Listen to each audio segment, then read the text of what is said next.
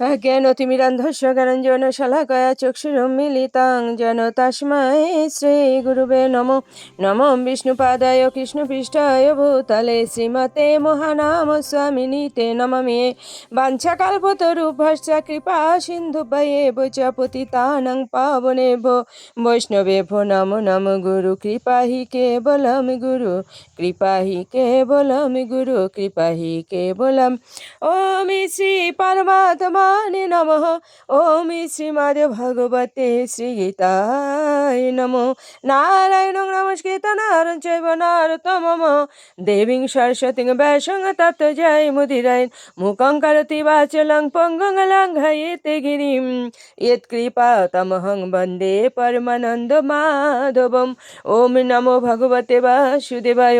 ओम नमो भगवते वासुदेवाय। ओम नमो भगवते वासुदेवाय। श्रीमद् भगवते श्रीगीताय नमो। श्रीगीताय नमो। श्रीगीताय नमो। श्रीमद् भगवद गीता अष्टम अध्याय अक्षर ब्रह्मयोग श्लोक संख्या 6।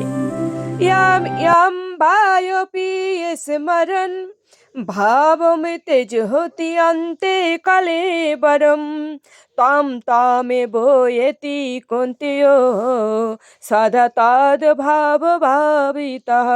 অনুবাদ, অন্তিমকালে যিনি যে ভাব স্মরণ করে দেহ ত্যাগ করেন তিনি সেইভাবে ভাবিত তত্ত্বকেই লাভ করেন।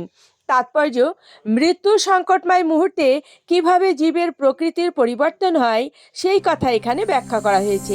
যে মানুষ দেহ ত্যাগ করার সময়ে কৃষ্ণ চিন্তা করে সে পরমেশ্বর ভগবানের পরা প্রকৃতি অর্জন করে, কিন্তু এই কথা ঠিক নয় যে শ্রীকৃষ্ণবিহীন অন্য কিছু চিন্তা করলেও সেই পরা প্রকৃতি অর্জন করা যায়।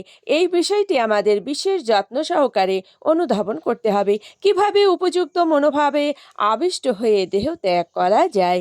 এক মহান ব্যক্তি হয়েও মৃত্যুর সময় মহারাজ ভরত হরিণের কথা চিন্তা করেছিলেন, তাই তার পরবর্তী জীবনে তিনি হরিণ শরীর প্রাপ্ত হয়েছিলেন।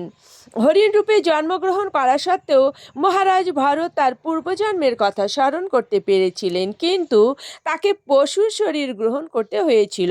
স্বভাবতই জীবিত অবস্থায় আমরা যে সমস্ত চিন্তা করে থাকি সেই অনুযায়ী আমাদের মৃত্যুকালীন চিন্তার উদয় হয়। সুতরাং এই জীবনই সৃষ্টি করে আমাদের পরবর্তী জীবন। ওম শ্রী পরমাত্মনে নমঃ।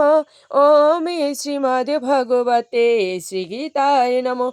গঙ্গা গীতা চ সাবিত্রী সীতা সত্তা পতিব্রতা ব্রহ্মা বলির ব্রহ্মবিদ্যাত্রী সন্ধ্যা মুক্তি গেহিনী অর্ধমাত্রা চিতানন্দা।